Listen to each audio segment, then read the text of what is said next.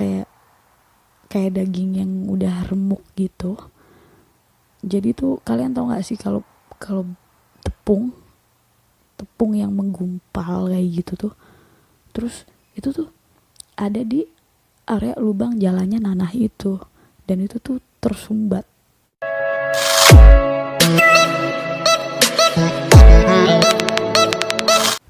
Halo, welcome teman-temanku semua, selamat datang di studioku Rizky Mai OFC.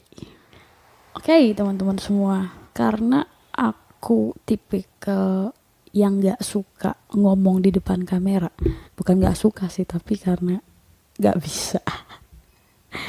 Gak bisa atau gak terbiasa mungkin ya lebih tepatnya. Sebenarnya aku tuh males bikin konten kayak gini. Satu, males, kedua ya memang waktu aku lebih banyak di cover atau produksi musik juga kan. Jadi aku jarang banget, bahkan gak pernah ya bisa dihitung buat ngevlog, tapi gagal lagi, terus akhirnya ya udah nggak jadi upload gitu.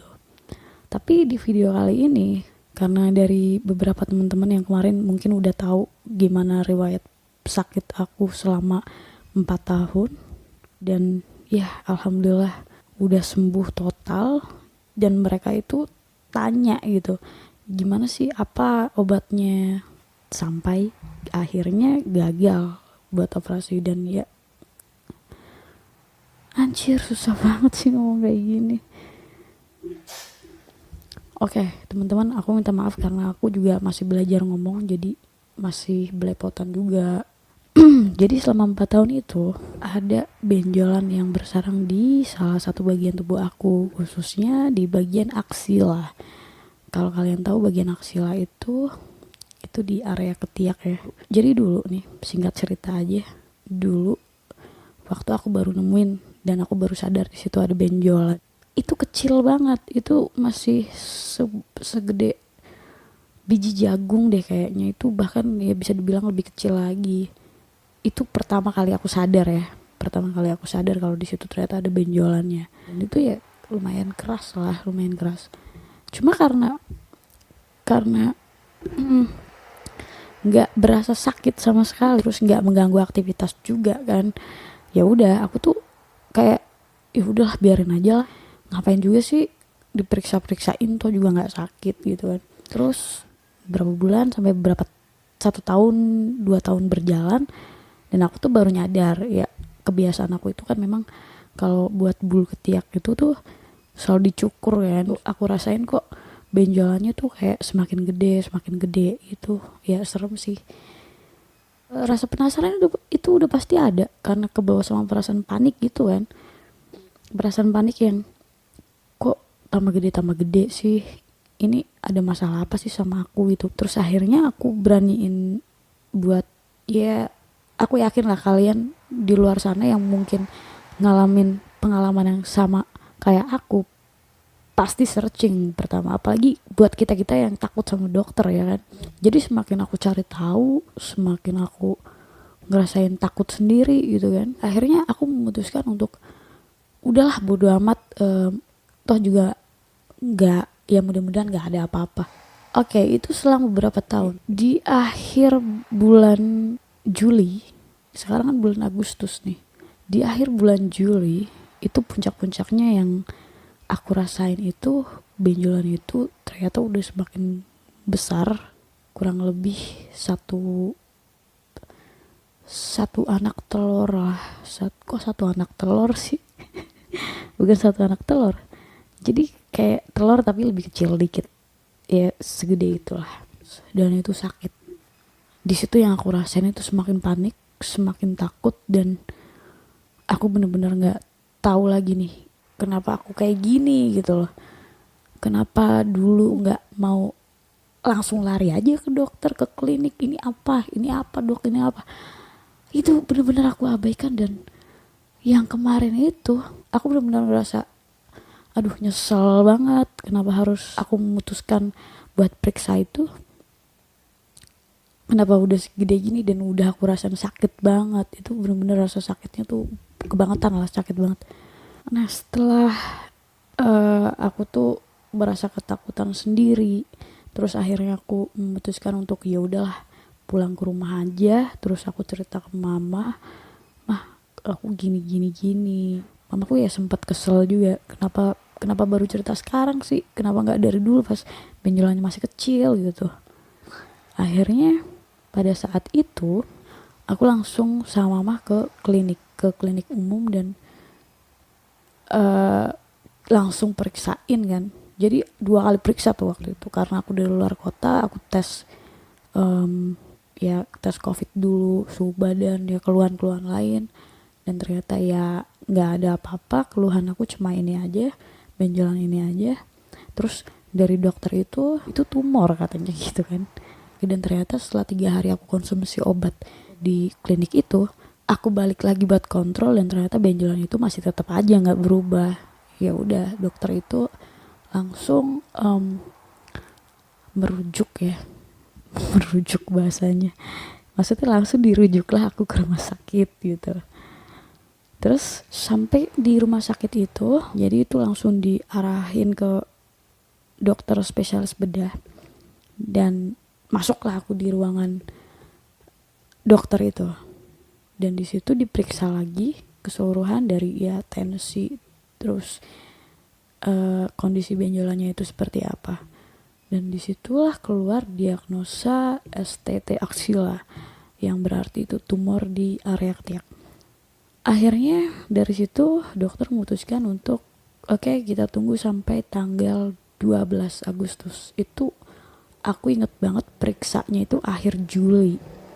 Jadi coba bayangin, dari akhir Juli masuk ke tanggal 12 Agustus tuh kira-kira hampir 2 mingguan lah, 12 hari ya. Dan ya ampun, ini lama banget, sedangkan nahan rasa sakit itu tuh kayak udah gak kuat banget, gila.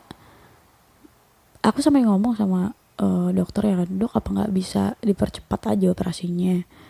Terus dokter bilang tunggu 12 hari. Aku sih gak tahu ya, itu nunggu 12 hari itu apa karena aku pendatang dari luar kota yang memang harus mengikuti prosedur rumah sakit itu untuk ya aku tuh isolasi pribadi, isolasi mandiri dulu di rumah selama 14 hari mungkin kayak gitu ya. Jadi harus nunggu sekitar 12 harian baru bisa operasi gitu.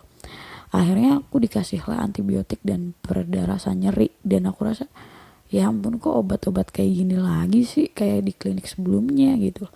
Setelah sampai rumah ya banyak lah ya, maksudnya masukan-masukan dari keluarga, kalau memang operasinya masih lama coba deh maksudnya minum minuman herbal dulu. Itu kalau diceritain gimana ya, mudah-mudahan gak gitu-gitu lagi lah. Oke. Tadi sampai mana? Oke, tadi sampai di rumah karena banyak masukan dari teman-teman.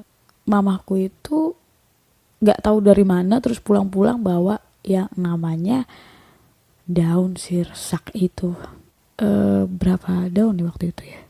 Kurang lebih 13 daun, dan itu direbus. Aku minum pagi, subuh aku minum, terus selisih 3 jam aku makan dan baru minum obat dari rumah sakit itu.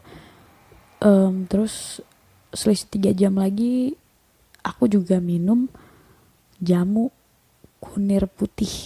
Iya, kunir putih apa kunyit putih sama aja. Aku minum jamu kunyit putih gitu terus selama beberapa hari ya, kurang lebih 7 harian atau ya 7 sampai 8 hari lah.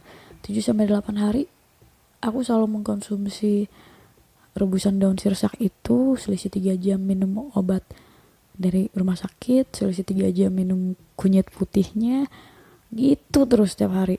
Dan aku nggak tahu ya ini mukjizat atau apa ya, aku nggak ngerti deh. Tiba-tiba tuh benjolan itu yang tadinya keras itu tuh kayak tiba-tiba kayak lebih lunak. Terus sorenya tuh pas aku mandi, aku pakai baju, kayak ada yang netes ke bawah. Aku nggak tahu itu apa. Oke, aku lanjutin lagi ceritanya. Nungguin ya. Jadi pas aku habis mandi itu, karena ada cairan yang netes itu, aku ambil tisu dan aku tempelin kan ke area yang benjol tadi. Ternyata tuh dari benjolan itu kayak netes nanah yang lama kelamaan itu bercampur sama darah, dan tahu-tahu macet.